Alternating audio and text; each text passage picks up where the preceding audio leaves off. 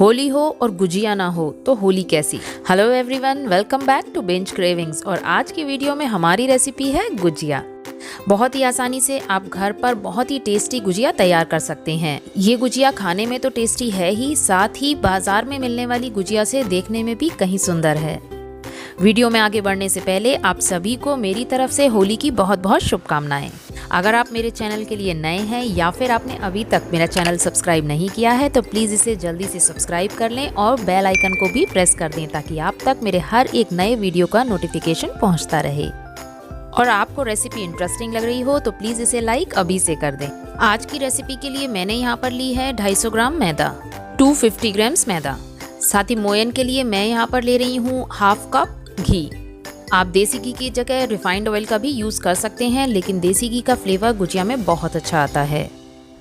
घी और मैदा को अच्छे से मिक्स करें।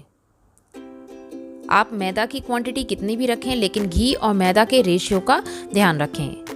परफेक्ट गुजिया के लिए ये बहुत ज़रूरी है कि घी और मैदा को अच्छे से मिलाया जाए। इसे लगभग 4 से 5 मिनट के लिए हमें इसी तरह से आपस में मिक्स करना है। अच्छे से मिक्स करने के बाद में हम मैदा को इस तरह से हथेलियों के बीच में दबाएंगे और अगर ये एक फर्म शेप ले रहा है तो इट मीन्स जो मोयन है वो एकदम परफेक्ट है। और अब हम इसका एक डो तैयार करेंगे। डो तैयार करने के लिए मैं यहाँ पर ले रही हूँ हाफ कप पानी, लेकिन पानी हमें इसमें थोड़ा थोड़ा करके ही ऐड करना है। पानी की क्वांटिटी मैदा पर डिपेंड करती है। हालांकि किसी भी हाल में इसमें आधा कप से ज़्यादा पानी नहीं पड़ेगा। हो सकता है कि आप आधे कप से 1 या 2 टेबलस्पून पानी कम यूज़ करें।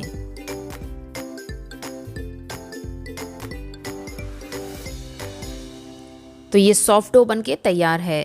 हालांकि ये अभी स्मूथ नहीं है, लेकिन अभी हम इसे 20 मिनट के लिए रेस्ट पर रखेंगे। मैदा को रेस्ट देते वक्त या तो आप इसे गीले कपड़े से ढक दें या फिर किसी प्लेट से ढक दें। जब तक मैदा रेस्ट पर है तब तक हम गुजिया की स्टफिंग तैयार कर लेते हैं। इसके लिए मैं यहाँ पर ले रही हूँ 250 ग्राम मावा। गुजिया बनाते वक्त मावा अच्छी क्वालिटी का ही यूज़ करें, क्योंकि गुजिया का टेस्ट सबसे ज़्यादा मावे की क्वालिटी पर डिपेंड करता है। अच्छे मावे की ये पहचान है कि जब आप मावा को भूनेंगे तो पैन की तली में हल्का हल्का घी आने लगेगा। मावे को हमें लो फ्लेम पर ही भूनना है और इसे हमें ज़रूरत से ज़्यादा देर नहीं भूनना है। लो फ्लेम पर लगभग 5 मिनट तक के लिए इसे हमें हल्का सा सेकना है। गैस बंद कर दें और इसे पूरी तरह से ठंडा हो जाने दें। तो मावा ठंडा हो चुका है और अब हम इसके अंदर ऐड करेंगे चीनी, चिरौंजी और इलायची पाउडर। यहाँ मैं डाल रही हूँ 1 टीस्पून इलायची पाउडर। साथ ही इसमें हम डालेंगे थोड़ी सी चिरौंजी। यहाँ मैंने लगभग 1 टेबलस्पून चिरौंजी यूज़ की है। साथ ही अपने टेस्ट के अकॉर्डिंग हम इसमें शुगर ऐड करेंगे। यहाँ मैंने पिसी हुई शुगर या फिर बूरा ऐड नहीं किया है, इसमें सीधे मैंने शुगर ऐड करी है। शुगर की वजह से गुजिया एकदम जूसी बनती हैं। तो अगर आप हर बार गुजिया बनाते वक्त बूरा या फिर पिसी हुई चीनी का यूज़ करते हैं तो इस बार आप साबुत चीनी का यूज़ करें। एंड यकीन मानिए आपकी गुजिया बहुत ही अच्छी और बहुत ही टेस्टी और जूसी बनकर आएंगी। अच्छे से मिक्स करने के बाद में हम इस मटेरियल को एक बोल में ट्रांसफ़र कर देंगे। इस मिक्सचर में मैंने किशमिश नहीं डाली है, क्योंकि किशमिश की वजह से अक्सर गुजिया फट जाती हैं। और अब बारी आती है गुजिया बनाने की। डो को अच्छे से स्मूथ करने के बाद में हम इसे छोटे छोटे पोर्शंस में डिवाइड कर लेंगे।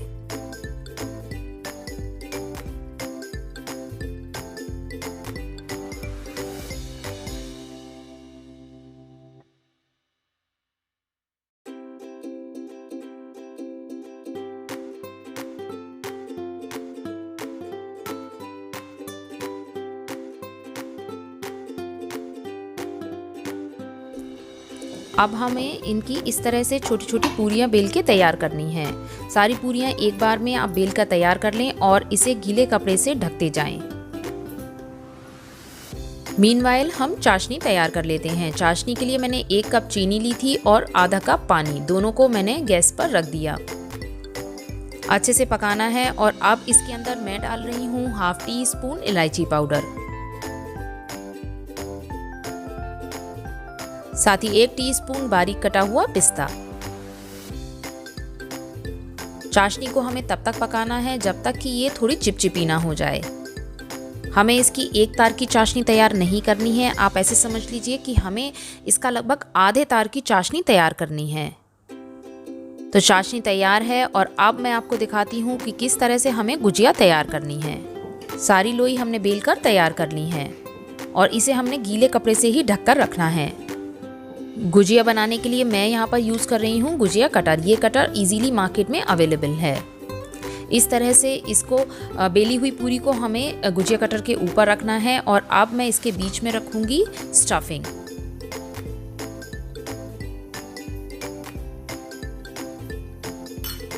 अब इसके किनारों पर मैं लगा रही हूँ थोड़ा सा दूध।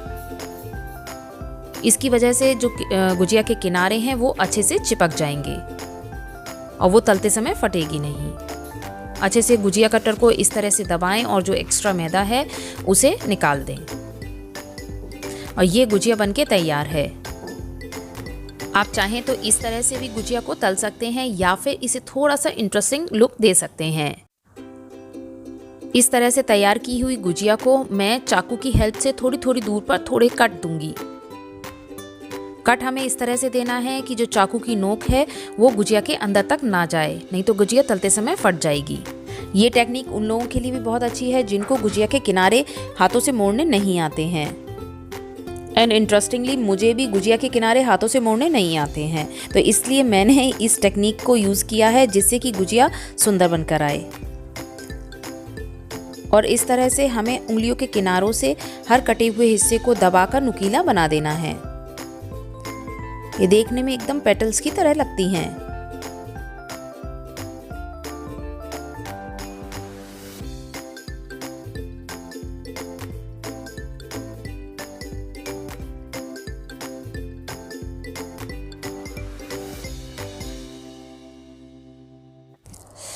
तो ये लीजिए, देखते ही देखते हमारी एकदम शानदार गुजिया बनके तैयार है। और थी ना ये एकदम इजी।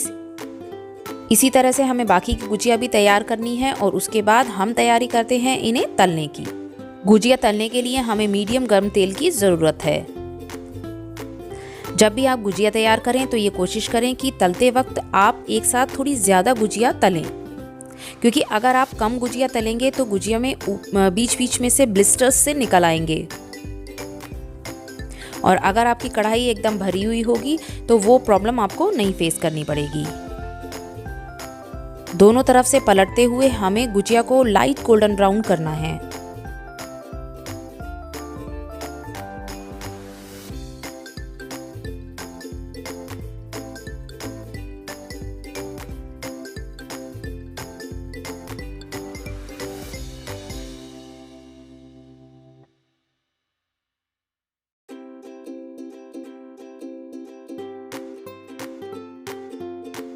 तो गुजिया हो गई हैं गोल्डन ब्राउन और अब मैं इन्हें तेल से बाहर निकाल रही हूँ। एक टिश्यू पेपर पे हमें सारी गुजिया को निकाल लेना है।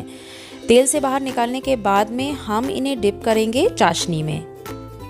क्योंकि चाशनी मैंने कम क्वांटिटी में बनाई थी, इसलिए मैं थोड़ा थोड़ा करके ही उसमें गुजिया डिप करूँगी। आप चाहें तो डबल क्वांटिटी में भी चाशनी बना सकते हैं, लेकिन उस केस में चाशनी आपकी बाद में बहुत ज़्यादा बचेगी।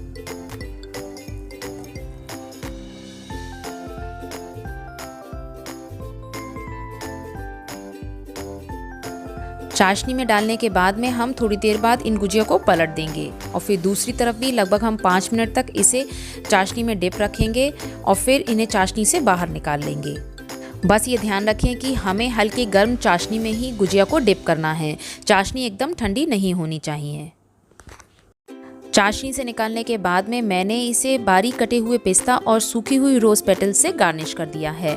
इसे हमें चाशनी से निकालने के बाद में तुरंत ही गार्निश करना है, जिससे कि ये जो दोनों चीज़ें हैं वो इससे चिपकी रहें।